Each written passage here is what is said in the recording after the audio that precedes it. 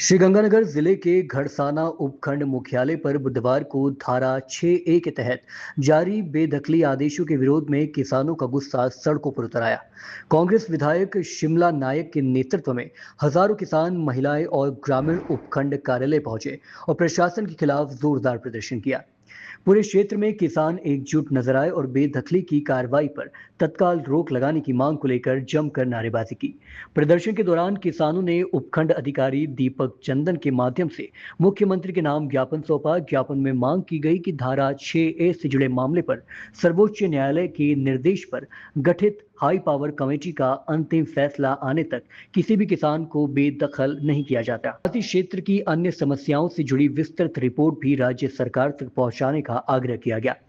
किसानों का कहना था कि वे वर्षों से संबंधित भूमि पर खेती कर अपने परिवारों का पालन पोषण कर रहे हैं और यदि बेदखली की कार्रवाई होती है तो हजारों परिवारों के सामने रोजी रोटी का संकट खड़ा हो जाएगा। प्रधान प्रतिनिधि अशोक जाखड़ ने बताया कि धारा 6A के तहत करीब 1454 मुरब्बा भूमि पर लगभग 6000 परिवार निवास कर रहे हैं। ऐसे में कार्रवाई होने पर बड़े स्तर पर विस्थापन की स्थिति बन सकती है। अनूपगढ़ पंचायत समिति के प्रधान प्रतिनिधि गोपाल डागला ने कहा कि आंदोलन केवल बेदखली तक सीमित नहीं है।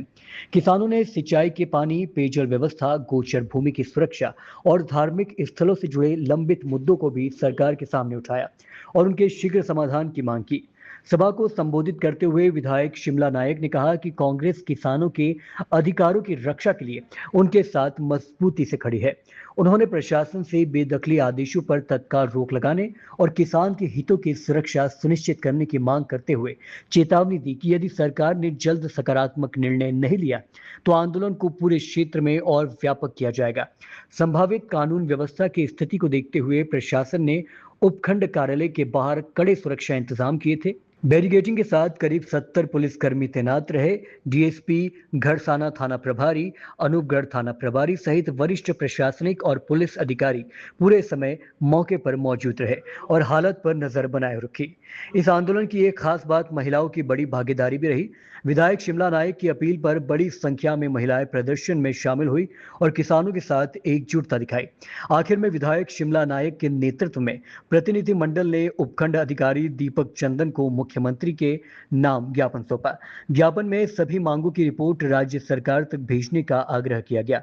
ज्ञापन सौंपने के बाद सभा शांतिपूर्ण ढंग से समाप्त हुई, लेकिन किसान ने साफ कर दिया कि यदि उनकी मांगों पर जल्द फैसला नहीं हुआ तो आंदोलन और बड़ा रूप ले सकता है। हमारी एक सर्वधर्म समाज को लेकर एक सभा थी, एक जन आक्रोश रैली थी हमारी, और उस हमारा जो आज का कार्यक्रम था, अभी बीकानेर के अंदर हमारे गृह मंत्री अमित शाह जी आए थे।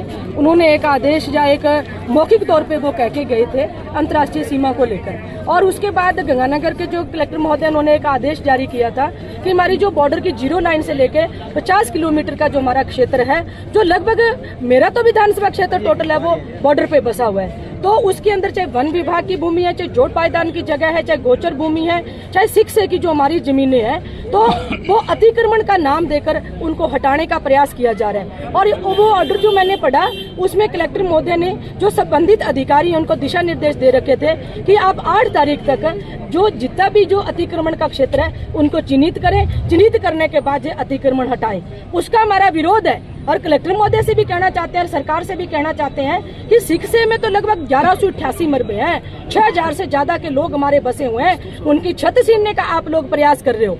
और इसके साथ साथ जो वन विभाग में आपने स्कूल दे दिए, आपने लाइट की व्यवस्था दे दी, आपने बस स्वास्थ्य केंद्र दे दिए, हर प्रकार की सुविधा दे दी, आज आप उनको खड़ा करने जा रहे हो, तो इनके उजाड़ने का काम है जो भाजपा की सरकार कर रही है। गुरुद्वारे, मंदिर, मस्जिद, इनको तोड़ने का प्रयास किया जा रहा है इन भूमियों के अंदर जो बसे हुए क्षेत्र हैं। तो मैं सम्मान करती हूँ और कहती हूँ कि अगर हिंदुस्तान पे कोई आपत्ति आती है, सबसे पहले हमारा राष्ट्रहित है, हमारा हिंदुस्तान है तो हम हैं। अगर अंतर्राष्ट्रीय सीमा पर राष्ट्र पे कोई आपत्ति आती है तो हम जितने भी, चाहे किसान है, चाहे मजदूर है, चाहे व्यापारी है, चाहे आम नागरिक है, हम गुरु घर भी खाली करेंगे, मंदिर भी खाली करेंगे, मस्जिद भी खाली करेंगे, हम मदरसा भी खाली करेंगे। लेकिन इसके आड़ के अंदर अमित शाह और भाजपा की जो सरकार है अतिक्रमण के नाम पर हमारे लोगों का जो उजाड़ने का प्रयास कर रही है। इनके पीछे जो मंशा है, हमें वो अडानी और अंबानी है जिनको जो जगह देनी है। अभी हमारे राजस्थान में तो लाइट उत्पादन होती है, गुजरात जा रही है, ये हम कभी नहीं होने देंगे। हम इनकी ईंट से ईंट बजाएंगे इस मुद्दे को लेकर। आज अपने आप भीड़ आई है। शिक्षे के लोगों से मेरी बात हुई, हमारे सांसद महोदय टेबल बजाने का काम करते हैं, आते हैं मड़ा डलवाते हैं, और सांसद अर्जुन राम जी कहते हैं शिक्षे के किसान भाइयों आपको कौन बेदखल कर रहा है। मेरी सुप्रीम कोर्ट से बात होगी, हिमाचल गवर्नमेंट से बात होगी, हाई पावर कमेटी से बात होगी, आप घबराइए मत। कानून में कोई दिक्कत आई कोई तो मैं हटाऊंगी। तो सांसद महोदय बताइए, ये डबल इंजन की सरकार ने फरमान किसी जैसी से जारी किया?